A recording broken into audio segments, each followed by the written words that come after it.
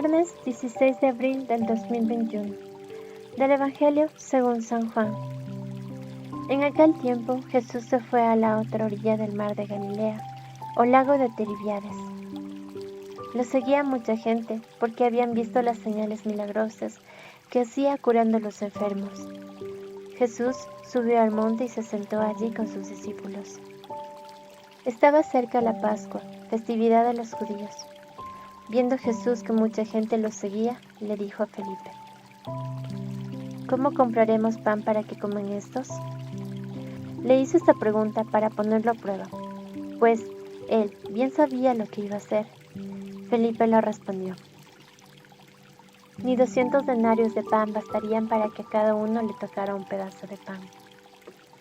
Otro de sus discípulos, Andrés, el hermano de Simón Pedro, le dijo: Aquí hay un muchacho que trae 5 panes de cebada y 2 pescados. ¿Pero qué es eso para tanta gente? Jesús le respondió: Díganle a la gente que se siente. En aquel lugar había mucha hierba. Todos pues se sentaron allí, y tan solo los hombres eran unos 5,000. Enseguida tomó Jesús 2 panes, y después de dar gracias a Dios se los fue repartiendo a los que habían sentado a comer. Igualmente les fue dando de los pescados, todo lo que quisieron. Después de que todos se saciaron, dijo a los discípulos: Recojan los pedazos sobrantes para que no se desperdicien. Los recogieron y con los pedazos que sobraron de los 5 panes llenaron 12 canastos. Entonces la gente, al ver la señal milagrosa que Jesús había hecho, decía: Este es en verdad el profeta que habría de venir al mundo.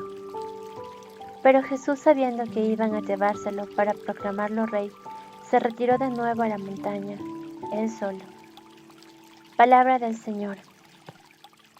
Bienvenidos, queridos hermanos y hermanas, a este encuentro de la palabra de vida para un nuevo día.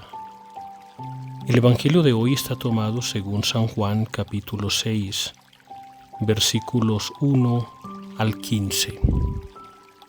La generosidad. La generosidad es algo de lo cual el ecuatoriano, el latino, es muy característico de ello, sobre todo de la gente campesina, de la gente que menos tiene. Desde la experiencia misionera que he tenido, tanto en Colombia como aquí en el Ecuador, cuando estuve y tuve la experiencia de estar en la selva colombiana, o en el Guasmo, aquí en el Ecuador, o lugares así periféricos, lugares donde la pobreza es extrema totalmente, uno puede experimentar la generosidad, la entrega, el regalo de Dios y la recompensa al trabajo misionero que se está realizando. El Evangelio de hoy nos habla de esas experiencias, esos arranques de generosidad que puede tener alguien ante la necesidad del otro.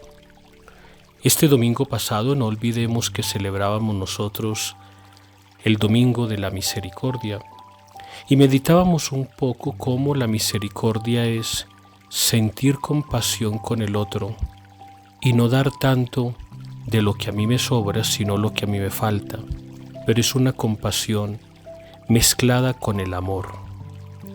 El Evangelio de hoy nos habla de que Jesús está al lado del lago de Tiberíades o el mar de Galilea.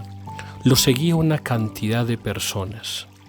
Jesús sabía muy bien, nos dice el Evangelio, qué era lo que iba a pasar en ese momento, pero para saber qué reacción iba a tener los discípulos les hace una pregunta: ¿de dónde vamos a sacar para darle de comer por lo menos un pedazo de pan a todo este montón de gente? Porque a Jesús lo estaba siguiendo cualquier cantidad de personas.